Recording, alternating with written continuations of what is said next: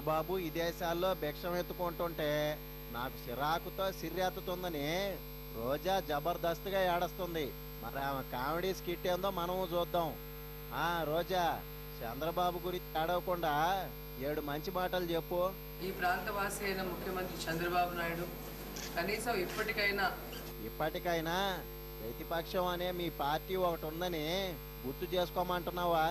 ఆయన పాలిటిక్స్ వదిలేసి smart, soft, yoga లాంటి ఇంటర్నేషనల్ మ్యాటర్స్ మాత్రమే పట్టించుకున్నాడు. ఇంతవరకు ఎప్పుడు రాయలసీమకి ఏం చేయలేదు. ఇప్పటికైనా కళ్ళు తెరిచి కళ్ళు ముయ్యడం తెరవడం సరే, సీమకి ఏం చేస్తే బాగుంటుందో నీకేమైనా ఐడియా ఉందా? ఆ వర్క్స్ కూడా తొందరగా ఫినిష్ చేస్తారు అనే నమ్మకంతో మరి ఈరోజు మేము దీక్ష స్టార్ట్ చేసాము. నమ్మకం ఉన్నాక దీక్ష ఎందుకో? అనవసరంగా దీక్ష పేరుతో ప్రచారం పెంచడం కాకపోతే. ఈరోజు దేశానికి వెళ్ళి మేము ఏమీ లేకుండా నడు రోడ్లో ఉన్నాము, మాకేదో ఒక భిక్ష వేయండి అన్నట్టు. భిక్ష?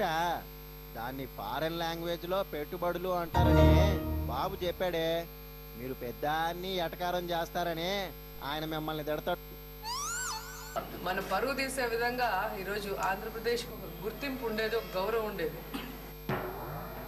చంద్రబాబు పరువు తీయడానికే విమానంలో దావోసు, సింగపూరు, జపాన్ వెళ్ళాడంటావా?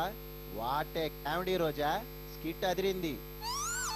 అది తీసేసి ఈరోజు మరి అది తీసేశారా?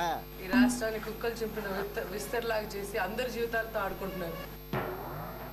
అందరూ అందరినీ జించేస్తున్నారు. పాపం జనమే మీ సించుడు చూడలేక బట్టలు దించుకుంటున్నారంట. ఇదేం సించుడో ఏమో. కేంద్రం కూడా మరి స్పెషల్ ప్యాకేజీలు అన్నారు, 10 సంవత్సరాలు ప్రత్యేక గుర్తింపు అన్నారు.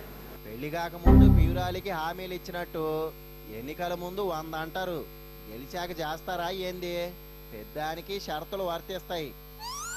ఇంతవరకు ఎటువంటి సపోర్ట్ కేంద్రం నుంచి కూడా లేదు.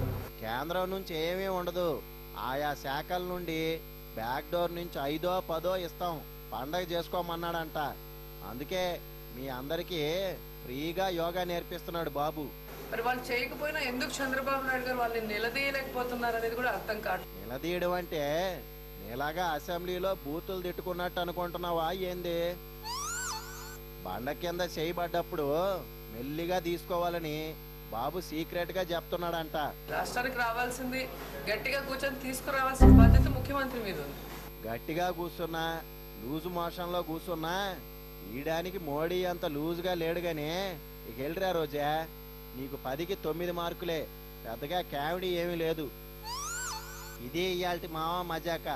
నెక్స్ట్ ఎపిసోడ్ లో మళ్ళా కలుసుకుందాం.